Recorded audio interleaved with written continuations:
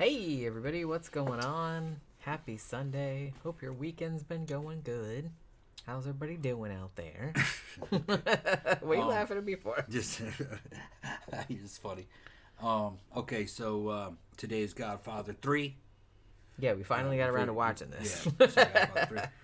We know it as Godfather 3, but it Francis Ford Coppola at the beginning of this, you could see a little intro before the movie starts, and we selected to see it. This is actually the original title, which is called The Godfather Coda. Coda. The Death of Michael Corleone. Coda is what it's called. This was the 2020 re-edit. Yeah. And he said that they changed some stuff, so this is not the original edit. They changed the order of certain scenes, and I think they changed the ending a bit. Yeah, I was trying to look at what the differences were. There's a different opening scene, and the end of the movie is slightly different. I mean, nothing different happens. It's just that they cut it before he actually like slumps over and dies. And I think they just rearranged some. But from what I could determine, it's not that different from the theatrical cut. This is evidently what Coppola wanted. Yeah. So, it's kind of restored. Yeah. Which that's good. It's a good movie. It's not a great movie. Not as good as the other two. But it's a good movie. I think the main thing that held this one back was that it's taken place many years later when Michael Corleone is older. And most of the guys he's dealing with are older guys. And they're in a much more elevated... they're in a much more elevated setting, They're... leaders of big corporations and dealing with the damn Pope and the Vatican and everything. So it's not quite as gritty. It's a little slower. But it's not a bad movie. It's good. It's just, I think the thing about this one is that the first two were so good that, I mean, anything was going to be, especially, because they waited such a long time to make this, that, any movie is going to suffer a little bit by comparison. And I think that's kind of the overarching opinion about this. I think when it first came out, it got kind of mixed reviews. It did still get nominated for Best Picture and a bunch of awards and stuff. I don't think it won any Oscars, but it got nominated for a bunch. But I kind of feel like a lot of critics at the time were, basically saying pretty much the same thing. It's well, it's good, but it's not really up to the same standard as the first two were. Technically, I think it's at the same standard. It's just that the storytelling isn't quite at the same standard. It's a little sentimental, a little too sentimental. But that's what they wanted to... I guess that's the way they wanted to go with this. I mean, it had some fucking epic scenes. Some really good... Sonny's... One of Sonny's bastard children has a son that kind of appears from nowhere, from the ground up, and fights his way to the top, and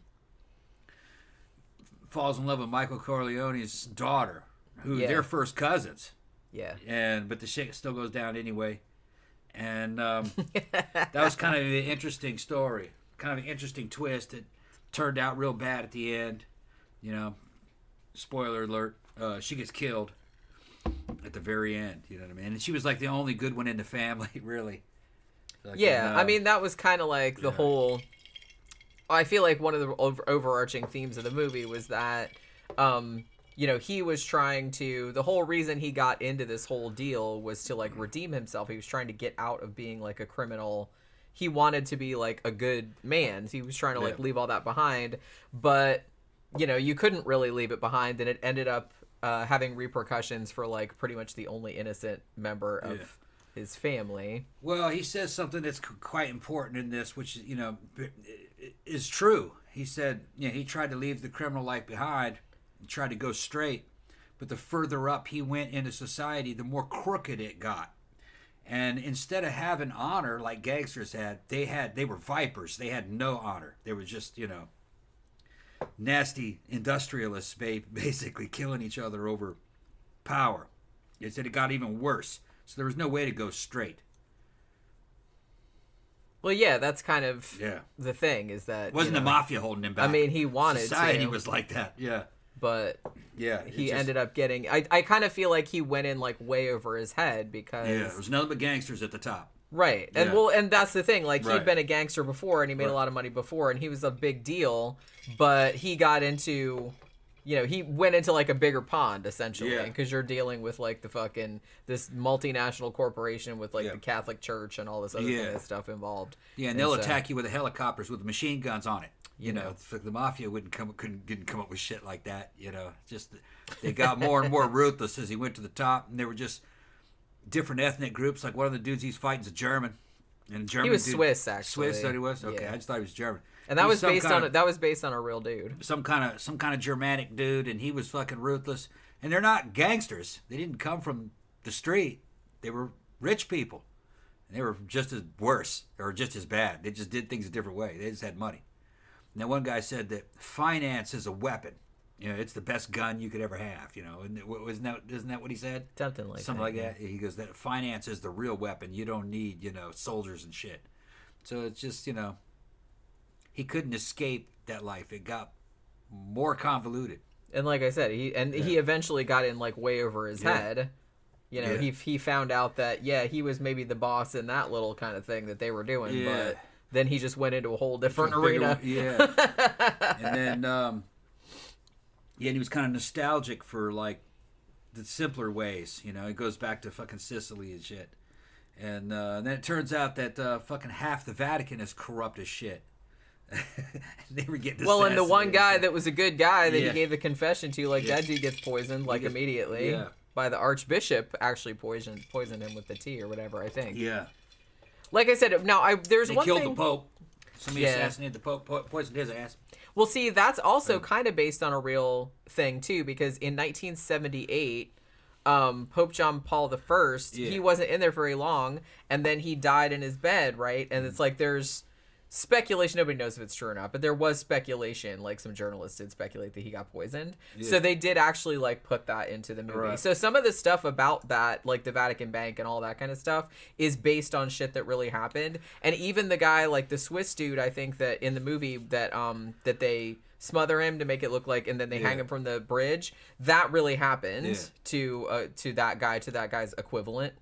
And they're pretty sure that was murder. Yeah, the Vatican evidently is one of the largest fucking real estate holders. They own some fucking super expensive, valuable properties, and they have their own bank. And word has it is that the bank's pretty crooked. They'll help you launder money and stuff, and CIA evidently might use it for black budgets and black projects. There's no telling, but it's bad, whatever it is. They're all bad. I think the thing about this, because the first two movies, the first movie came out in 1972, right? And then the second one came out in 1974. And Francis Ford Coppola, I don't think he basically was like, well, that was the Godfather story told. You know what I mean? He didn't really want it to be a trilogy necessarily, because he thought, like, that was the end of the story. But I guess after a few years, he had a couple movies that weren't all that successful. So Paramount came to him and said, hey, why don't you do a part 3? And he was like, okay, I guess so. And so he got Mario Puzo, the guy that wrote the original novel, and they kind of put together a story. And they started putting together a story back in 1979. But for whatever reason, it just, like, never got made. And I'm not really sure. They were kicking around, like, different ideas, I feel like. Now, the thing about, the stuff about, the Vatican Bank and all that, that was, like, a later, that wasn't in the original script. Like, the original stuff didn't have anything to do with the Vatican or nothing. I feel like that was, like, a later addition. And the thing that was kind of sad about it, too, was that, Robert Duvall, who played Tom Hagen in the other two movies, he was supposed to, in the original, versions of the script, he was supposed to have, like, a much bigger role. But when they asked him to be in the movie, basically, he was mad because they were paying Al Pacino, like, 4 times more than he was getting paid. Yeah. And he was just kind of like, look, if it had been, like, twice as much, okay, but 4 times as much, no thank you. And he didn't want to do it. So that's why in this version of the movie, they basically just wrote him out and said, oh, he died, like, in between. They showed his son. That was it. Yeah. Yeah, like his son was in there, like he was going into the priesthood or something like that, and they just like replaced him with a different character, who's played by George Hamilton, right?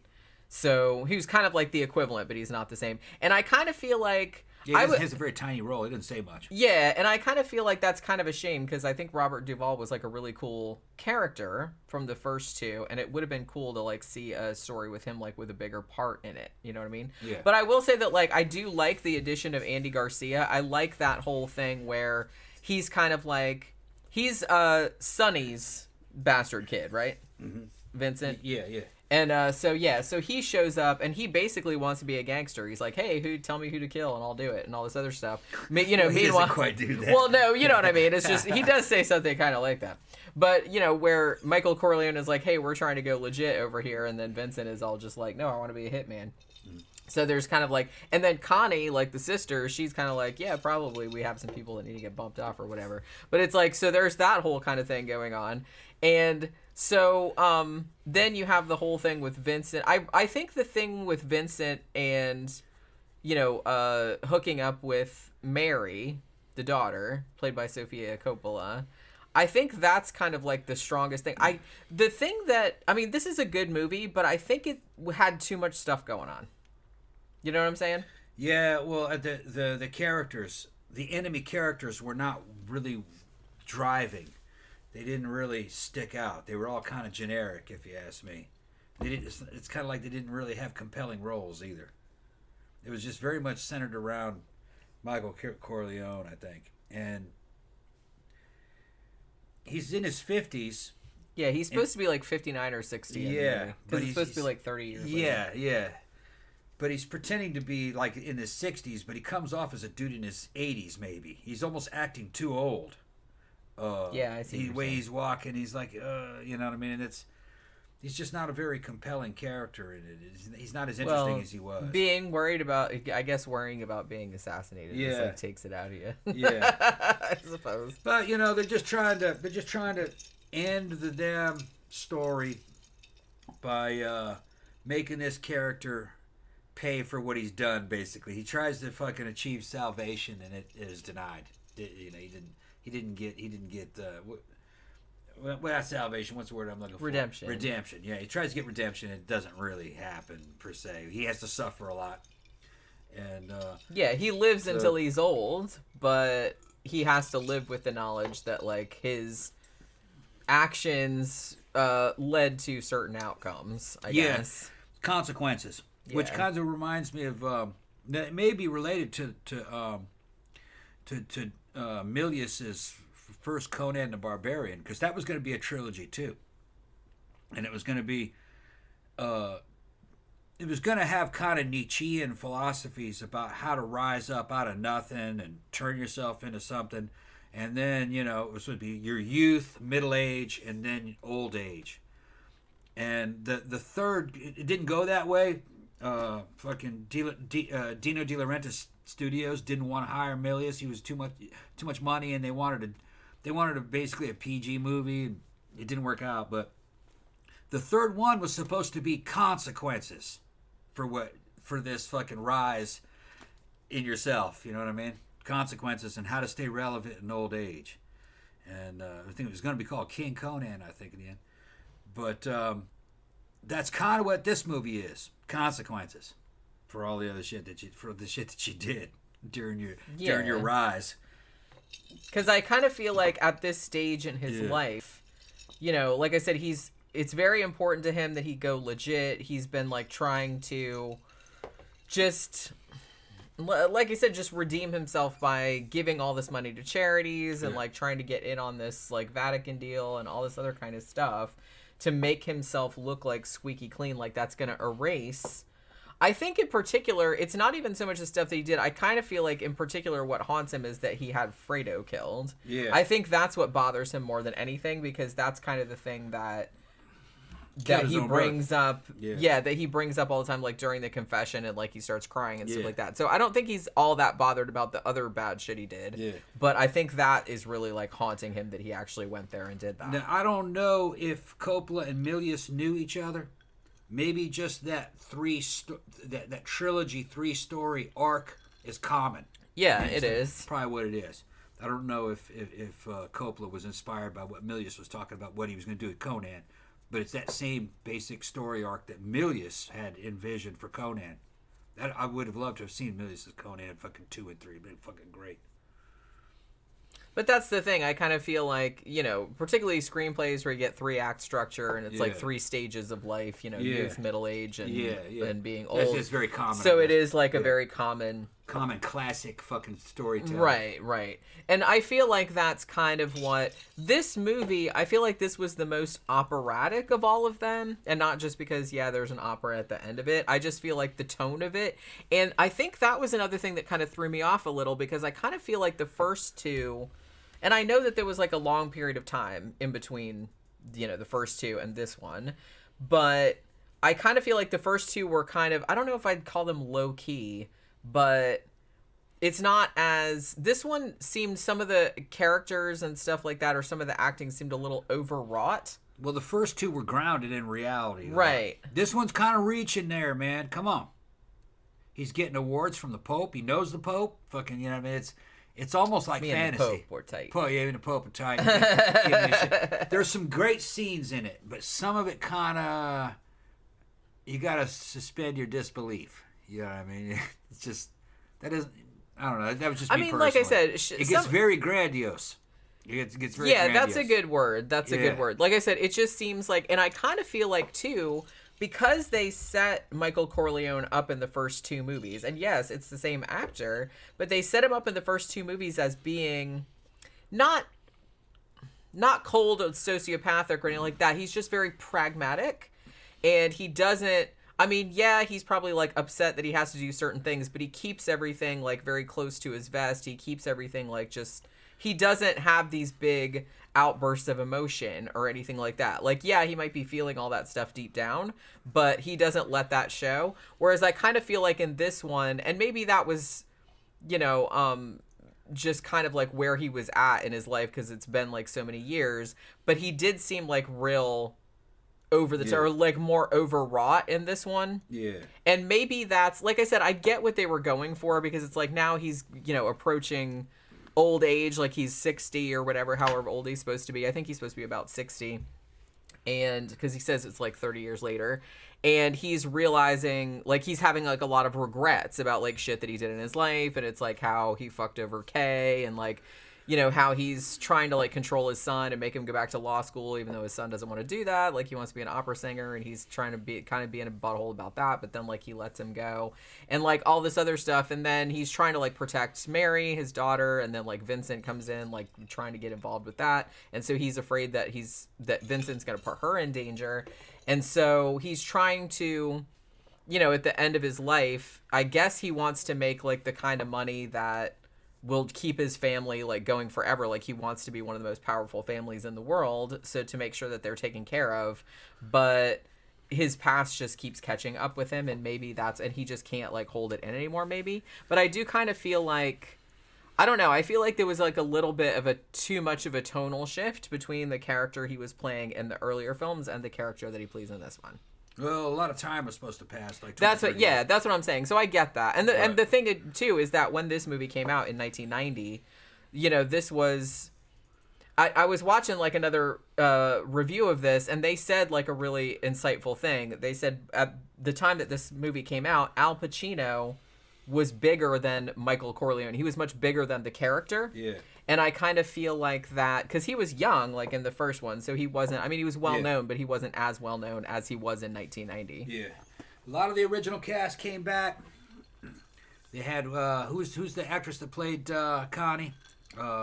Talia Shire. Talia Shire is in it. Who is Francis Ford Coppola's sister. Yeah.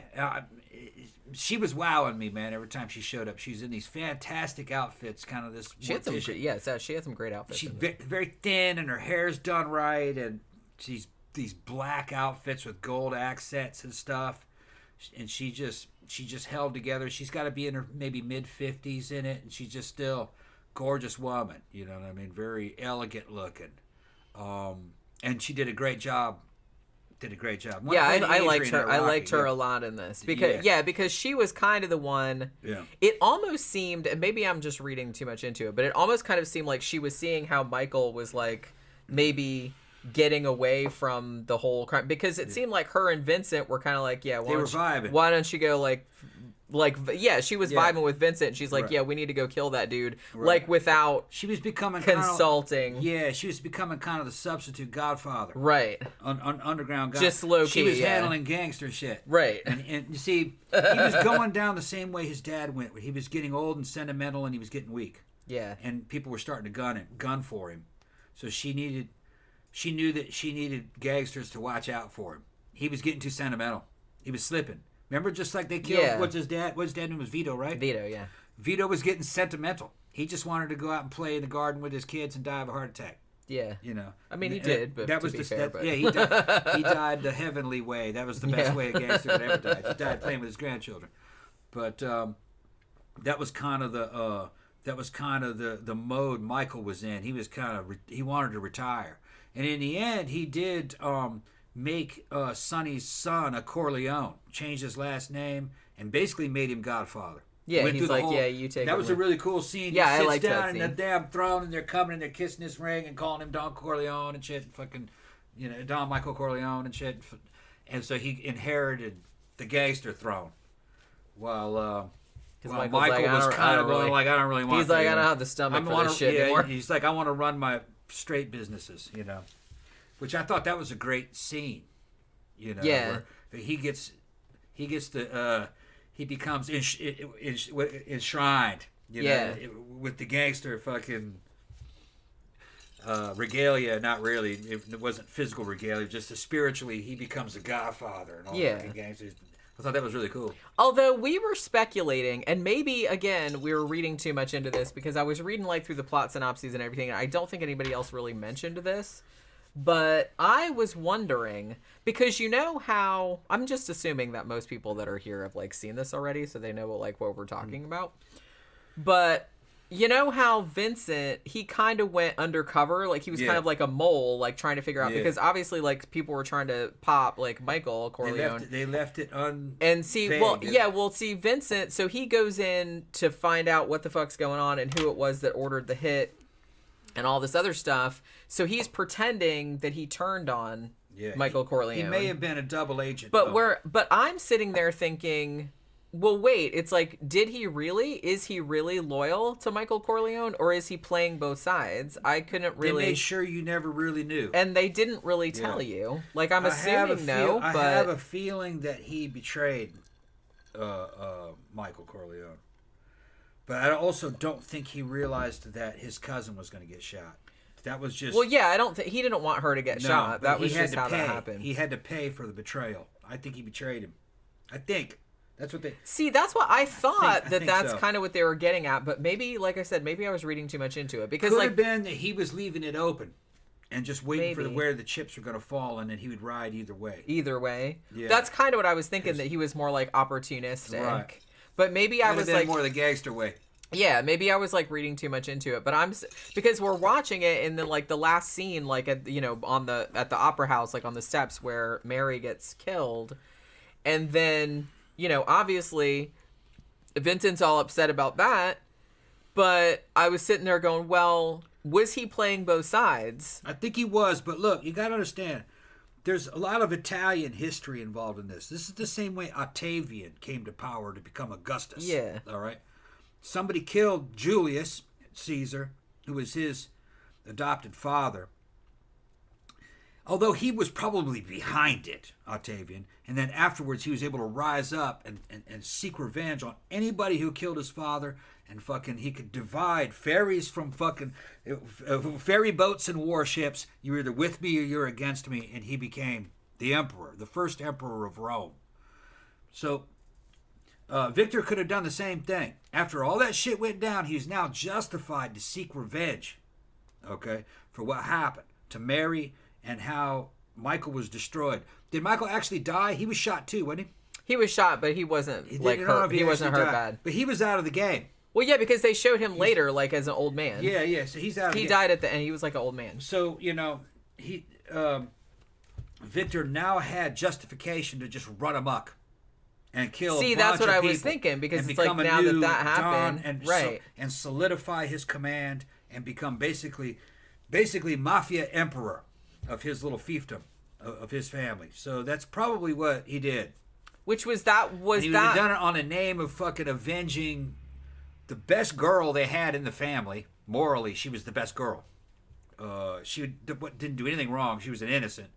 And it crushed fucking Michael, who was their prior godfather, who had the biggest status. He'd even been blessed by the Pope and gotten those awards and shit. So he's justified to do anything in the gangster world after that. And if you didn't join up with him, you were an enemy. So you could die. That kind of deal. So he'd have been a great political position inside that organization. And then I was thinking, well, was that Vincent's plan from the beginning? Probably not.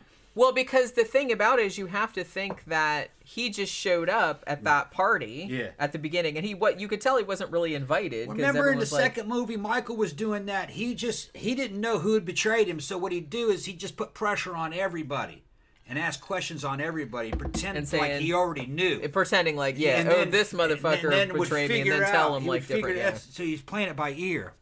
It's just that they had a good, what was called command presence, which is kind of like stage presence. He didn't drop his guard, let anybody knew that he didn't know. He said, no, I know who did it, you know.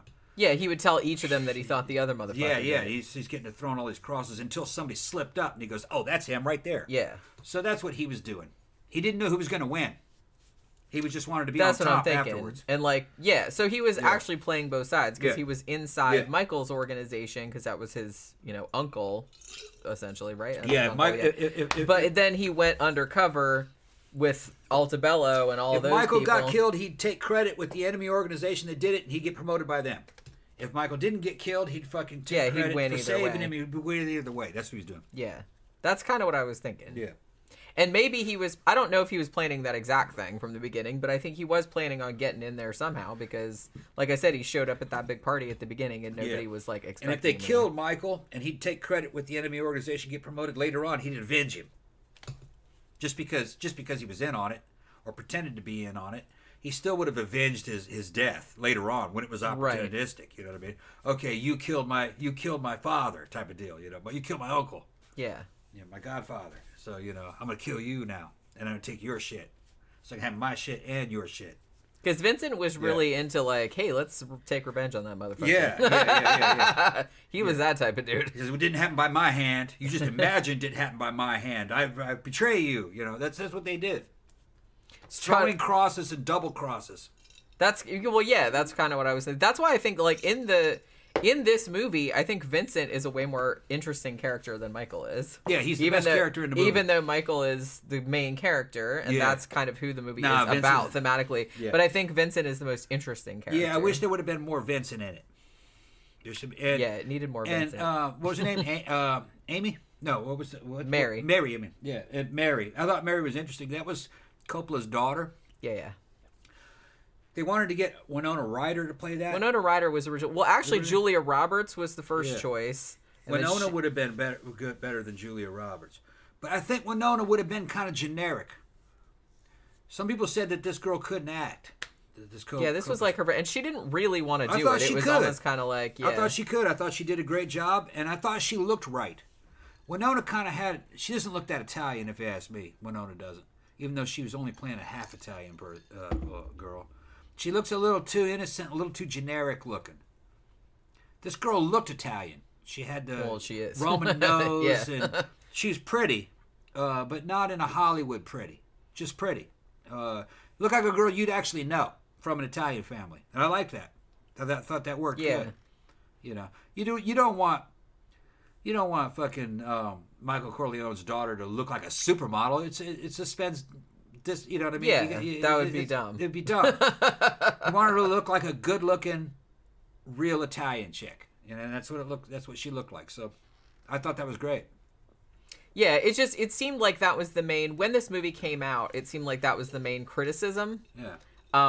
That they thought that she was like a shitty actress. I I think she even got nominated for a couple like Golden Raspberry Awards and stuff like that. It's ridiculous. Like, she's not shitty. She's no, good. and well, the thing about it is that, like I said, I don't think she really wanted to be in this. It's just like the actors that they had to be in it. Because, like I said, Winona Ryder was supposed to be in it, and then like she got sick or something like that, and she couldn't do it. And so Francis Ford Coppola was like, "Hey," to his daughter, like, "Hey, you want to be in it?" She's like, "Not really," which is like they put her in there anyway. I was like, but I mean, Sofia Coppola, she got the last laugh because she went on to become like a really good director, like in her own right. So, you know, didn't she do Lost in Translation? And what else am I thinking that she did? Didn't she do The Virgin Suicides? That was a good movie, too. There's nothing wrong with her acting in here. I thought it was good acting. She's a believable character.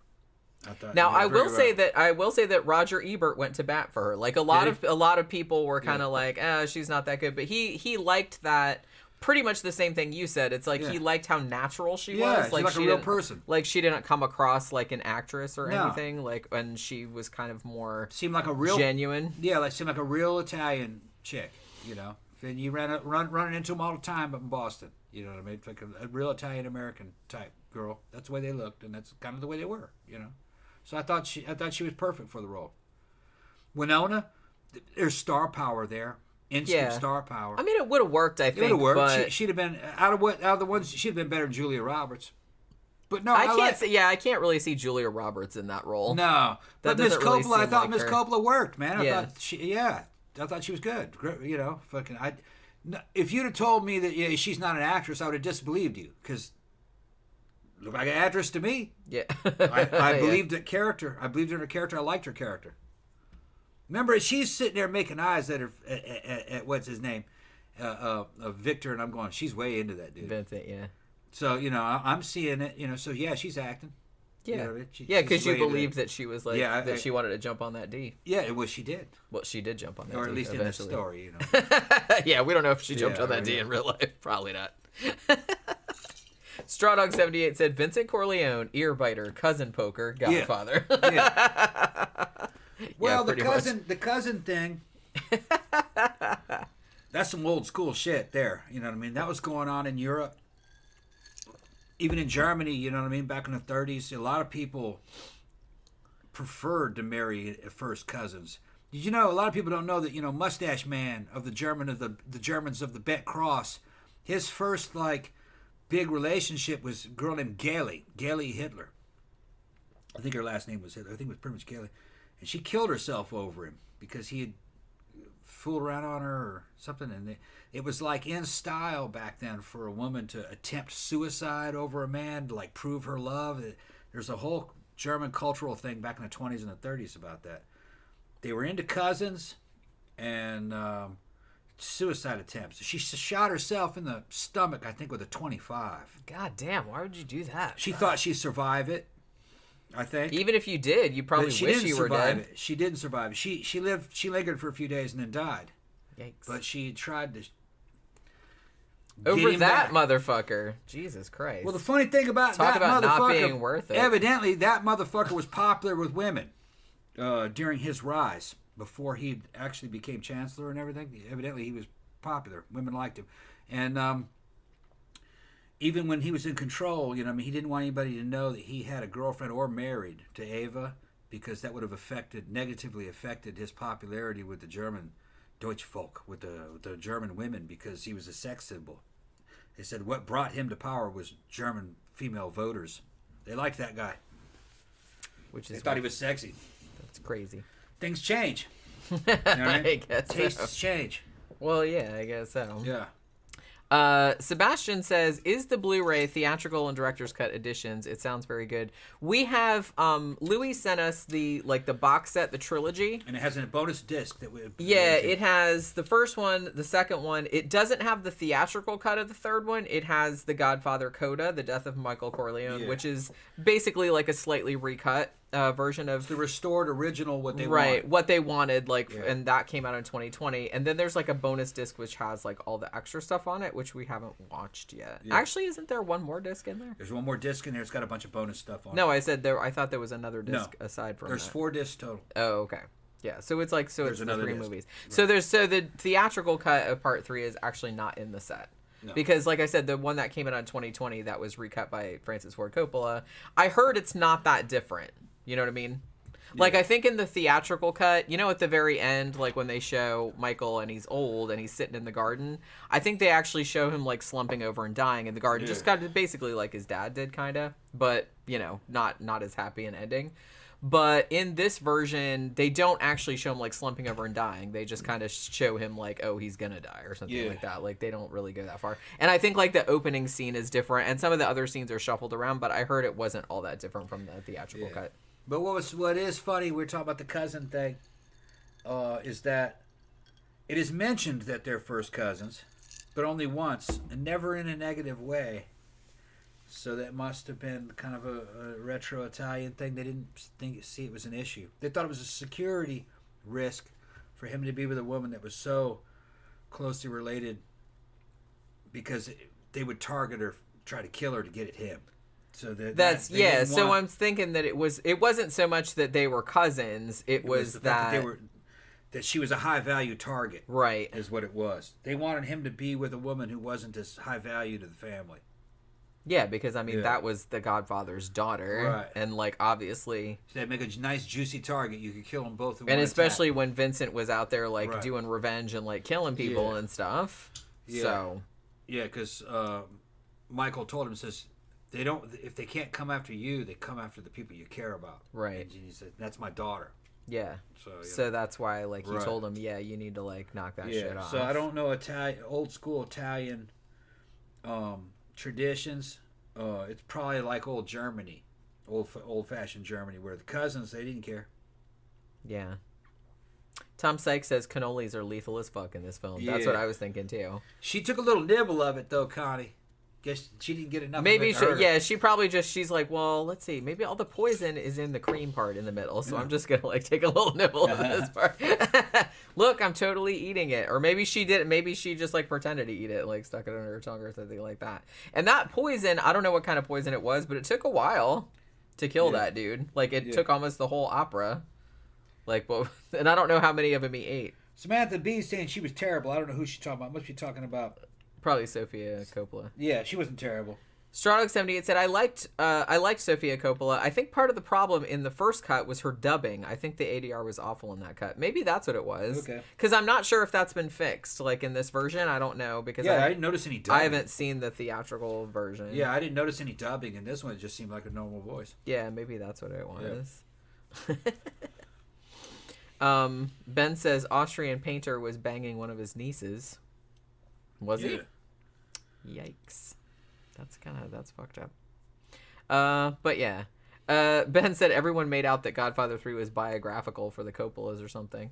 I mean, I don't know. I was thinking though, like in the scene where Mary gets shot at the end, and then like Al Pacino is just losing his fucking mind over it, and then I'm sitting there going, that must have been really weird. I don't know, maybe it's not, but it must have been really weird for Francis Ford Coppola to like shoot a scene where his daughter is like getting killed, and that's because like, you know, like because that's like the daughter in a movie. No. And then she's like, Dad, and then she like flops over. No, it's not weird. It's all make believe to them. I know, but it's like I don't know.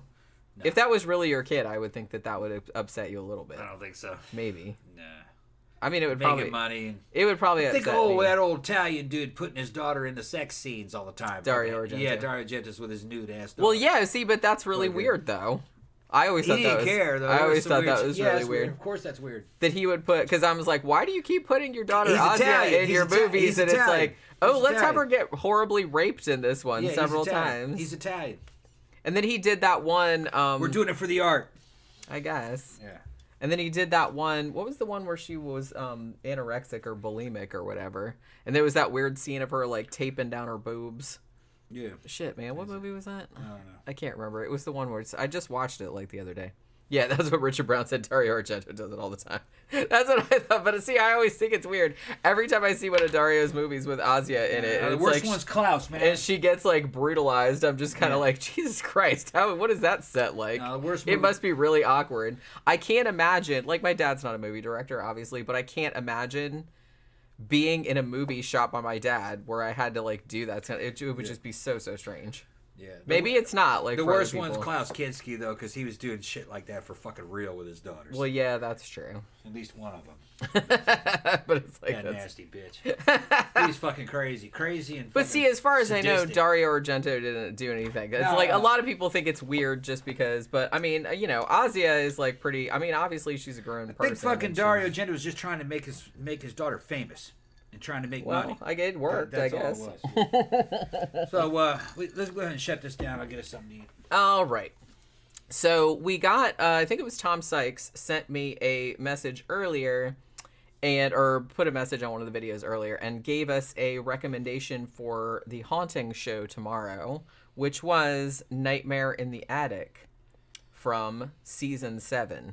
So unless somebody has a better idea, we have season 7, right? Yeah. Yeah. Okay. So that's the one we'll do because I think we've covered most of the first 4 seasons.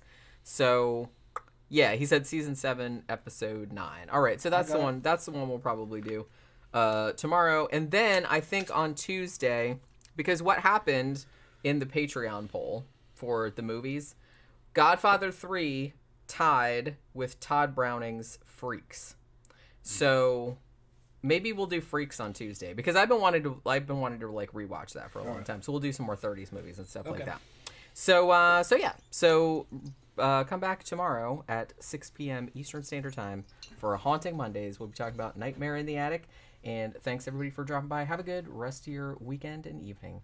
And we'll see you again tomorrow. Good night.